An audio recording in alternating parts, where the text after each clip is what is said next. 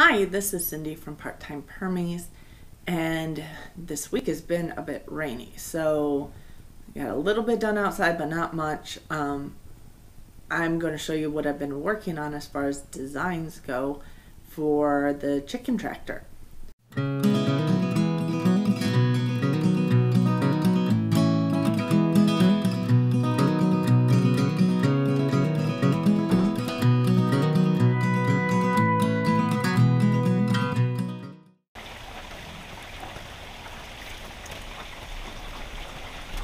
Hard to get much done when it's pouring rain all weekend. Have to find some indoor things to do. Hey Dad, how are you? Oh, I'm okay.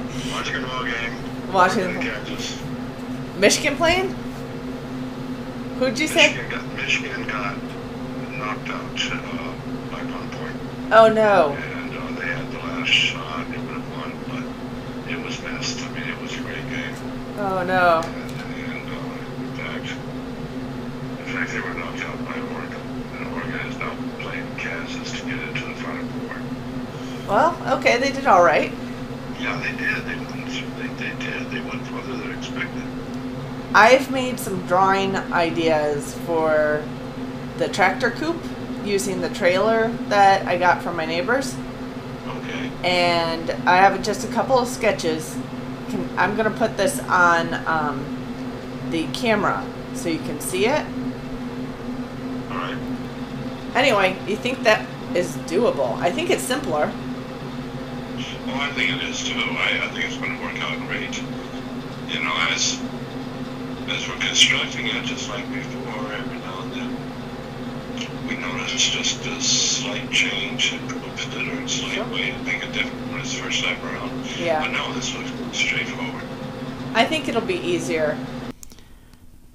So over the weekend, I drew a little bit of a design here. I don't know how well this will show up on the video, but the dark area is the trailer. And just kind of designing, kind of like the Chickshaw in a way, except for the fact that it's going to be using the trailer as a base. I'll have to have something to hold the tongue of the trailer up when it's not being moved, so when it's stationary. So it I was thinking maybe something sawhorse-like to hold the tongue up. The door is going to be on this end, and that will fold down into the ramp out. The tongue needs to be held high enough so it actually slants it very slightly, just enough to make the water run off the roof towards the back. This front section here will be wired in. We'll have corrugated plastic roof, but will be wired in here and the front and of course the opposite side. The back part of this will be corrugated plastic roofing material. Unless I get enough pallets, and I think this will still be corrugated plastic roofing material here. I might make the door out of pallet scrap. We'll see on that. But basically, I was originally thinking 2x4s for framing it, but I think I could get away with 2x2s because I have a solid frame and I can attach it. There's a couple holes along the sides of this trailer frame that I could probably run bolts through and attach. Now the trailer measures 8 feet long by 8 feet 5.5 inches wide. So I'm thinking I could put 8-foot long boards on both of these, have the side boards outside of the length here. That would add up to, once you add up, say a 2x2 or 2x4 or whatever width, that would end up adding up to 8 feet 3 inches wide. So I will have a gap. I'll probably push one end all the way up to the trailer lip. The other end I might just put some boards in and use them for bolting the frame in place. I think that'll work just as filler. The roof, I need to make it so it opens. So I've been thinking of a couple ideas there. One idea was to have the whole thing hinged, but that's 8 feet by 8 feet. I'll need a board or something to hold it up when I need access to that, which won't be extremely often, but you know, to put food in the trailer, if it's raining out, I'll want the food under some protection. So instead of having it sitting out. The other thing is this roof is actually going to be longer. So I'm probably going to have to get some 10-foot lengths of that corrugated plastic so that it can overlap on either end. And I'll probably try to make it overlap on the sides a little bit so we have some protection that's a little bit more than just along this. If I get a 10-foot length, I'm going to have to cut it back. There's no perfect length for that you can buy because I don't want it sticking out a foot on either end, but you know, we'll play with that. My other idea for the roof was just to make it completely detachable. So it could be 2 parts that way, and I'll just have the parts overlap, half here, half there, and have it cut down here. In that case, I may only have to make 1 cut on 10-foot lengths, and I could just overlap it enough to make it stick out on either side, and then latch it down onto the framing underneath it. So that's another idea I had. So we'll play around with that. The back of the coop is where the nest box is going to be. So with this just shows the back of the coop with the corrugated roofing here. We'll have corrugated siding down here. These will be 2 doors to 4 nest boxes. So again, this is 8 feet wide. So 1 foot on either end here would make it so that the nest boxes, each section would have like 3 feet. So each nest box would be about 18 inches wide, which is pretty much perfect for large hens. So what I want for these doors is I want the hinges on the bottom and latches on the top so they could just drop down so you don't have to worry about holding them up. And inside I'm going to have to design a shelf, which is what I'm about to do now, is design a shelf that'll hold the nest boxes. So if we're talking about the back wall of the coop being here, okay, about 3 feet high, so split the difference halfway up. The doors will hinge on the back wall. They'll hinge here so that the door opens down so it can swing that way. The nest box shelf, what I'll have to do is just measure my dish bins, really. Probably going to have to pick up a few more at the dollar store tomorrow. But I'll measure the dish bins and just check to see how this will be the lengthwise for the dish bins. Okay. I'll need a little lip on the shelf. So the shelf might be, I don't know, like a 1 by 10 or something like that. Little lip on the shelf here. And of course I need something to support this. So my thought, I could either create supports that go straight down, but then I need to make sure I have a cross piece along the floor that goes along that. And I could just create, use 2x4s or 2x2s, pretty much 2x2s, and go make legs to the shelf basically. Maybe 1 on each end of it and 1 in the middle. The other possibility is to make the legs go on an angle. It doesn't need to be super fancy. Just kind of measure it out and draw the line to where that is and screw it in from the bottom. That angle actually tends to be fairly stable going that way. I've had actually luck with putting hinges. So on roofs this way, and if you put a hinge over here, you could actually potentially pull this up, swing it up, and put a hinge here, swing it up, and just give more room.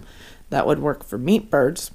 So it depends on how versatile we want this. My other coop has roofs that have a hinge here with a brace that goes down to the corner and a hinge on the board that goes to the wall so that I can swing it up, and then I have a latch piece up top that just holds it in place. Now that actually works quite well. The only issue is if I have a lip to the nest box here. Now, the other thing I want on my nest box is I want divider walls. So along, dividing into 4 spots. So I'll need 2 on each end of the coop because they're not going completely end to end. I'm sorry, 2 on each end of the shelf because I'm not going completely end to end on this on the whole width of the coop. So it'd be basically boards dividing. So 1, 2, 3, 4. Basically 4 nest boxes there. Okay, so we got the first 2, 3, 4, 5. I'll need 5 boards for that. And then this is the back wall. We'll have our drop doors out here, our boards here, a lip that goes across the front here, and of course it's not going that long. Each nest box will be about 18 inches wide here. We have the board that goes across the front, the lip, and that's mainly just to hold my bins in there. So when I put my dish bins in there, I'll probably bring the shelf out maybe a little bit further. And that way they have a place to land on here. So something like that. So that's the landing zone, and then they could climb into the nest boxes. So they're not jumping straight into the nest box and dumping over my dish bin that'll be in here. So the little dish bin here. And that'll be filled, of course, with nesting material. So the question is, do I do a diagonal brace or do I just do legs straight down? I think I could do really either. Diagonal brace kind of gives them more room to move around here without cutting into their space as much. So I might play it by ear on that one. So these are pretty much all these braces and things I think are going to be 2x2s. This lip will probably have to be a couple inches. So I might need like, I don't know, 1x4 or something to go across there. And I might have a board. This will have to be like 6 feet long. And the depth of it I'll have to measure. So I might have to see if I need these boards. I really only want something, I don't know, half inch boards in there. So we'll see what we have in the barn. We'll have to do that tomorrow. See what materials we have on hand. Now, of course, this part will probably be one of the towards the end. It won't be right at the beginning of the build, so I can always get some materials for the shelf as needed. But that's kind of my idea for that. And then on the floor of the coop, and my cat wants on my lap. Helix, really? Apparently he wants to help me draw. Okay, so anyway, on the other end of my coop, it doesn't help when you're chewing on the end of my pencil. Okay, can't draw with the cat nibbling on the pencil. But at the other end of the coop, okay, so we do actually have, I should say, we do have a little extra room here. So if we're going to cut away this, my cat keeps trying to, stop, Helix. I do see you. Okay, so if we're going, okay, my picture's getting worse here because my cat's trying to chew on my pencil or get on my lap. So inside we do have an extra foot of wall space here. This is a bad angle, but anyway. What I could do is run one of my roost boards down right along the edge, so that's 1 foot away. I'm probably going to make the door be over here, and that would actually create a path down straight from the door. So 1 foot away, and I'll do them periodically through here, roost bars along the floor. Oh. Anyway, so probably, I don't know how many, maybe 4 of them along the floor, going that way. And you are still trying to attack my pencil. This isn't helping at all, Helix.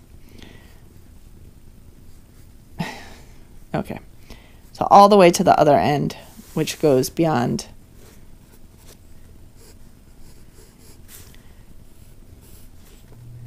Okay, so it goes beyond the edge of the shelf. Okay, not very good picture, but give an idea. I might actually put a couple boards going this way in between. Okay, this is... So I didn't realize last night that when Helix tried to climb on my shoulders, the battery on my camera died. So got a little distracted at that moment.